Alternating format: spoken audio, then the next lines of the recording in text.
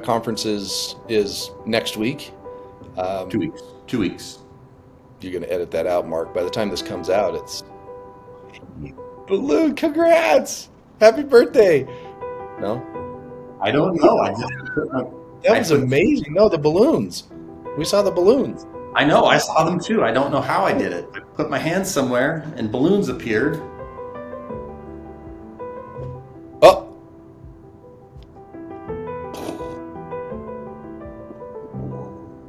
okay. See us at the WECC conference.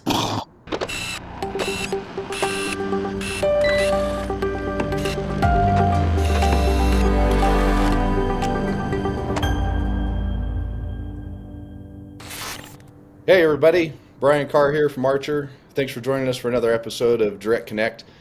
I have my esteemed colleague, former boss, and just all around good guy, Brent Castagnetto, here with me today.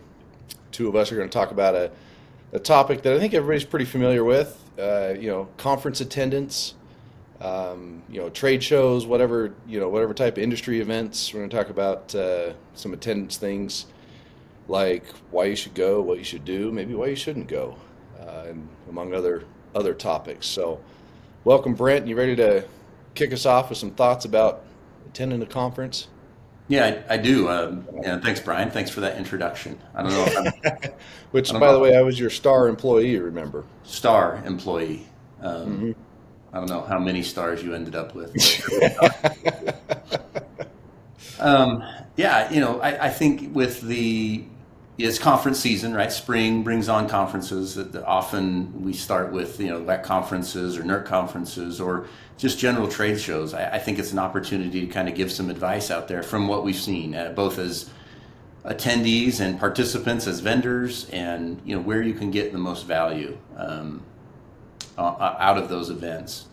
Um, and I think, back to when I was presenting during conferences, I didn't really, I wanted to provide, when I was working at WECC, as much value as possible. And every time I present for EnergySec or other groups, I always look at, okay, who's my audience, understand that audience, and then try to convey as meaningful and relevant a message as possible.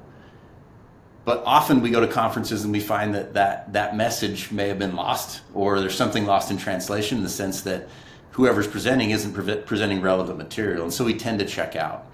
And I just, I think, okay, what makes a good conference, right? What qualifies as a good conference, and how do you know the difference? And really, my I think best estimation or my recommendation on what qualifies is really got to spend time looking at the agenda, look at the speakers, look at the material, understand that does this content really play in my world? If I'm focused on internal controls, do I want to be out at NRECA, Cyber Tech conference? Well, maybe not. That's where you have to dig into the material and understand that, getting the most bang for your buck. And when we're talking travel dollars to conferences, those are precious, right? Those are the, really challenging to kind of get the purse strings pulled in the right direction so that you can go to those conferences. So make the most of it. By doing your due diligence, doing your homework beforehand, and finding out what the relevant material is, and is it going to map to what my job role is at the organization. That's my initial thought. You want to build on that, Brian? Yeah, I think we build on it. I think, yeah, the content is a big thing. I remember, many times, obviously we presented a lot when we were at WECC. That was a regular thing, and you always hope that your message would be useful to somebody. But one of the things I realized, probably halfway through my tenure at WECC was, standing in the back of the room, and you do this at any conference, but standing in the back of the room and looking at people, they're on their phones, they're on their laptops, they're doing email. They're not necessarily consuming that message as you present it. They're going to have the slides later, or they're going to, whatever the package is that they're going to be able to review later, is making sure you get that material, for one, that it's available, because if it's something which is pretty rare anymore, but somebody's going to present something that's not going to be made available, whether it's a recording or the the PowerPoint slides or whatever. But having that later on so you can review it, because everyone's got 15 things going on. I think another big thing, you had mentioned making sure that the topics were something that interests you, that were applicable. I think where we really want to go with this is what what we get the most value out of at a conference is the other people. So the networking opportunities, that plays into kind of that evaluation of, hey, are these topics and speakers something that would help me, but also like who's the audience that's going to be attending this conference, and are those peers or people that I want to get to know and expand your network. For me personally, that's been the biggest takeaway from any conference or any trade show or anything is the networking opportunities. Funny story about that. I attended a SIPC. I don't remember where it was now. Totally just blanked on it. But this was probably 2011 or 2012. Before I came to WECC, I was at Pacificor, and seated 2 seats down from me was this guy at DHS named Nick Weber.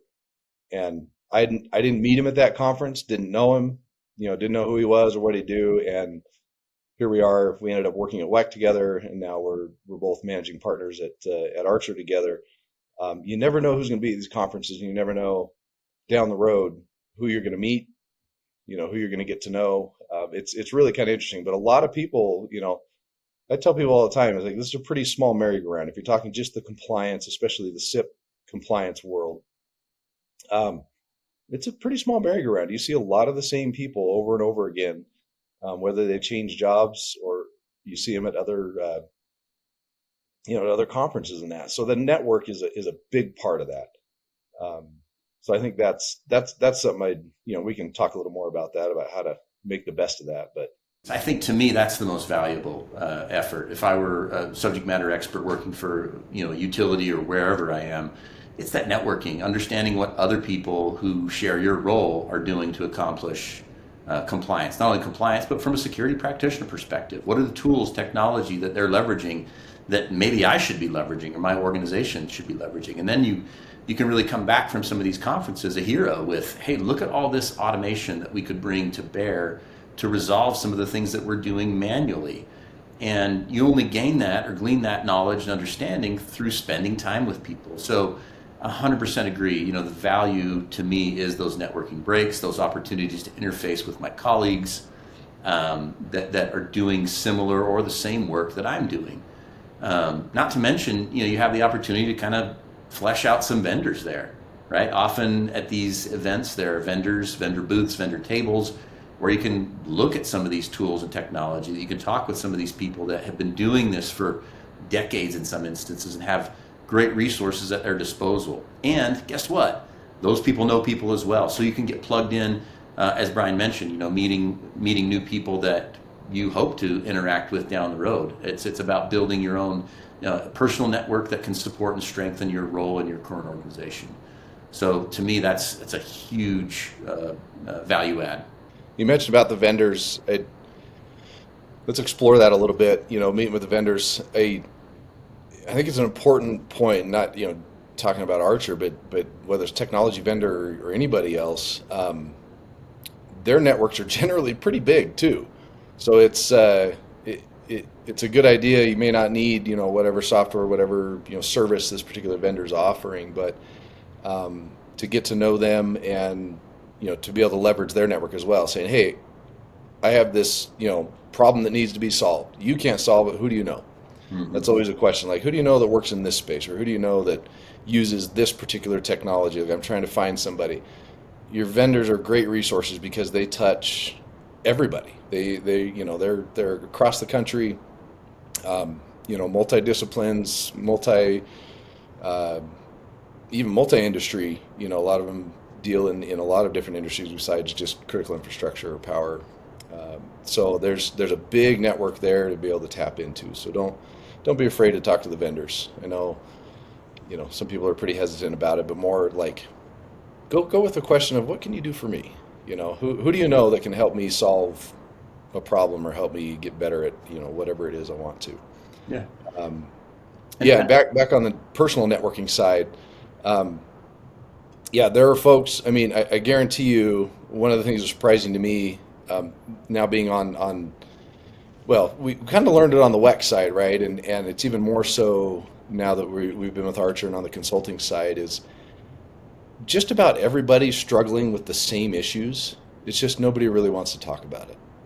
Nobody really wants, and certainly nobody wants to put it in email or in the WCF forum like, hey, I'm really having a hard time with this or that.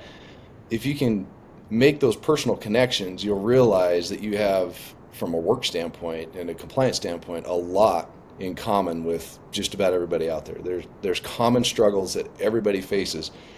You may feel like you're on kind of an island because you're in your organization, you're working, your head's down, you're trying to figure this out, trying to solve these problems. The reality is there's 100 other people in other organizations doing the exact same thing.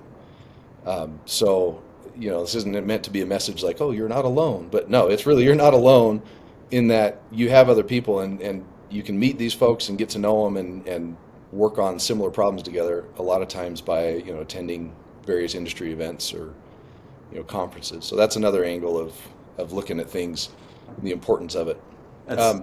Go ahead, Brent. So well said, and I think of a story that I'm reminded of a story that came up at a conference when we were working at WECC, and we were running a conference, and it was back in the days when NERC, in their infinite wisdom, was posting the compliance application notices. You remember the cans? Oh yeah. And basically dictating how thou shalt maintain compliance and expectation, and setting new precedent that hadn't been out there before. To your point about people are struggling with the same issues, there's strength in numbers. So being at those types of conferences, interfacing with not only regional authorities, but NERC and FERC authorities, you have the opportunity to have your voice heard.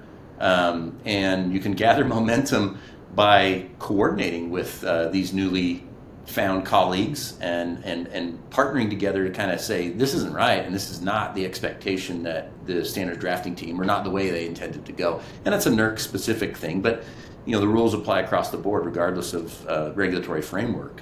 I think there's strength in numbers by understanding the problem, coordinating together in a meaningful way, and coming up with solutions that will help resolve those from your industry perspective.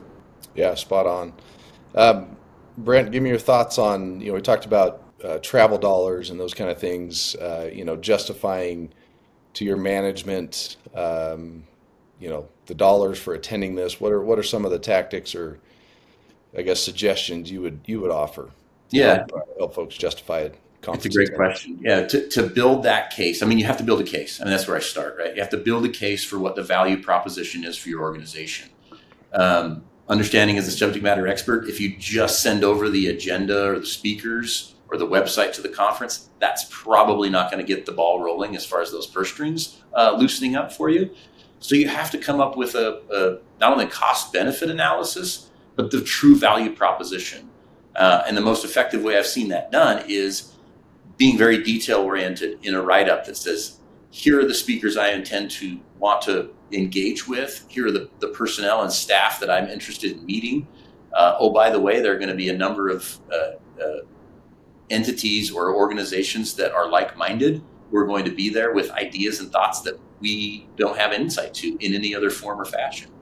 So building that case and really doing a good job in building that case to senior leadership inside your organization will help those purse strings untether a bit and allow that budget to flow for you. And like I said, take the time to build a good case, to evaluate the appropriate the appropriate avenue or venues that you intend to participate in. So spot on. I'll add on to that. On the back end of the conference, when you get back, it's also extremely valuable to provide a brief summary or write up of what was discussed. What context did you make? What who were some of the folks that you talked to, and some of the things you're going to be able to help you with to do your job better, to solve a problem. Like I said, leveraging that network. If you provide a brief write up, and some organizations do this. I think a lot of it is manager specific, but really look at it. Should be a consistent habit for you as you come back from a conference to kind of report on what was said and how it affects your organization, how it affects whether it's compliance or otherwise. That's another valuable way to close the loop on that justification, to kind of finish it out, to say, hey, we got a lot of value out of this, or well, this one was good, but maybe next time they'll have some other things that are even better for us. So and I'd say do that on the front end, right? Do that on the front end. Make that part of your business. I'm going to bring this data back, and I'm going to disseminate it to those who need it, and share it with them in a meaningful way. So that requires you to pay attention during the sessions that you're supposed to be engaged in. So I think that's important too, to make sure that not only are they seeing that on the front end value, they're going to come back and share this information with all of the staff, but then doing a good job of that on the back end, like you said, is so important. Well said.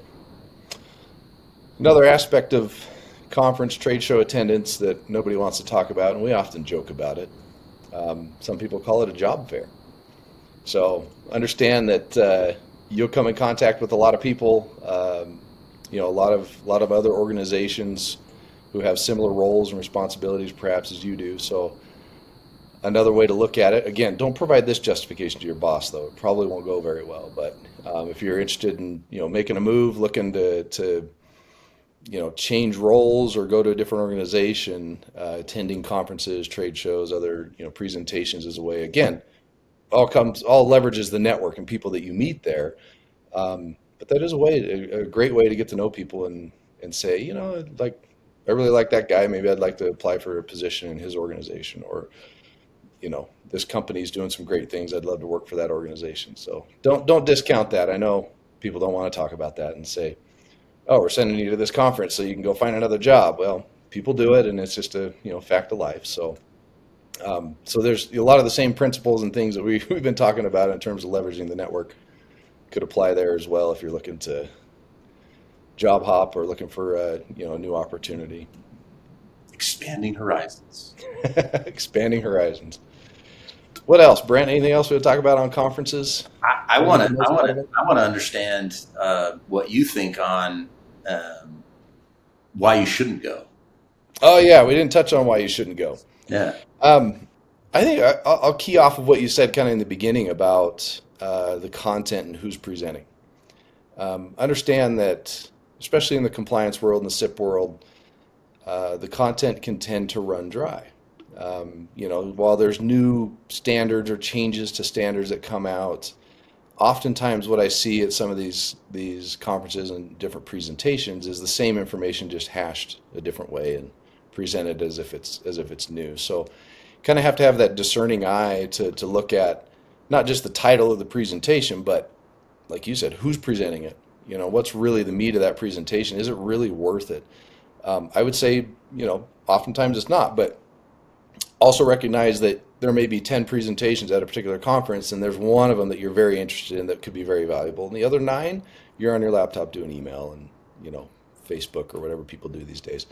So, there could be reasons. Obviously, if it's a conference that just completely doesn't apply, let's say you're cybersecurity expert and you're the firewall guy for the organization, and the conference is heavy on, let's say, physical security and vulnerability assessments and things like that. Maybe that's not the right avenue. Certainly, if it's somebody, a lot of content that you've already heard that you're very familiar with, maybe turn on the webinar option, on the side while you're at work. Not have to spend those precious travel dollars to go to it, but you may be able to glean a couple of things from it. Well, those are kind of the main things I think why you wouldn't go. Obviously, if maybe they didn't pick a good hotel. I mean, you could really be a diva about it and I really don't like that downtown Marriott. It's it's not a great place. So I don't know. I'm sure somebody does that. I'm sure. I have no doubt, and I agree with you. I think making sure the content is relevant is critical to making sure you're in the right spot. Because I have been to conferences, and you have as well, where it's like this. Yeah. There's no value in this. Right? Many. I'm here, but I'm making those connections, networking. That's great, but what can I take back to my organization to strengthen us, right? So that's the question, the key question that you have to ask yourself in looking through those agendas to say, is this really technical conference that I'm going to, or this hacker convention, is it going to add value to my organization, and how? Once you've ascertained that question and understand, hey, it's relevant for me, then build that case and go get the money. But just be cognizant of, not every conference is equal, and not every vendor fair is going to be the value that you need. So making sure that it's applicable to your role, responsibility in the organization is important. Yeah, spot on. All right, I think we covered it all. Let's wrap it up. Thanks, Brent, for joining us, and sharing your thoughts. And I'd love to see the total number of conferences we've collectively attended. Well into the hundreds. I mean, it's been a lot, and I think back to some that were very valuable, and like you said, others that were not so much. But hopefully, this has been a little helpful for you to kind of sit back and think about and look at some of the trade events and other conferences or other presentations that you're thinking about attending, and help you either justify attending or justify not attending, for that matter. That's up to you. But thanks everybody for joining us for another Direct Connect. We hope to see you again here soon. See you later. I'm going to add one more thing. Oh, add one more thing. Okay, hold on. Final parting shot. All right. Bryan and I will be at the WECC conference yes. in March. So we will be there. We can talk through this discussion or any other challenges or issues that you're facing in the Archer one. So we'll be there the 26th through the 28th, and happy to see some folks and catch up with friends that we haven't seen for a while. So it's a great opportunity to mix and mingle again. Yeah, and also I know Stacy Bressler will be there next week at the WECC conference. Nick Weber will be there as well. So come and find one of us at the WECC conference. It'll be a good time, like Brent said. Looking forward to seeing a lot of folks that we know and love and have worked with in the past. So for sure, come find us and chat. So, all right, that wraps it up. Thanks for joining us for another episode of Direct Connect. Brent's trying to get the balloons to go again. Oh, no. Wait. I saw it. I got a bubble. Oh, you got a bubble. Okay. And appreciate you tuning in, and we'll catch you on the next one. Thanks, everybody. Thank you. Have a great week. Your support drives us forward. Don't forget to subscribe and enable notifications, ensuring you never miss out on valuable insights. When it comes to safeguarding your business, Archer is your trusted partner. Explore our robust solutions at archerint.com. Get in touch with an email or phone call and fortify your company's defenses. We value your input. Share your thoughts, questions, or topics you'd like us to cover, and tune in every other Wednesday for a brand new episode of Direct Connect.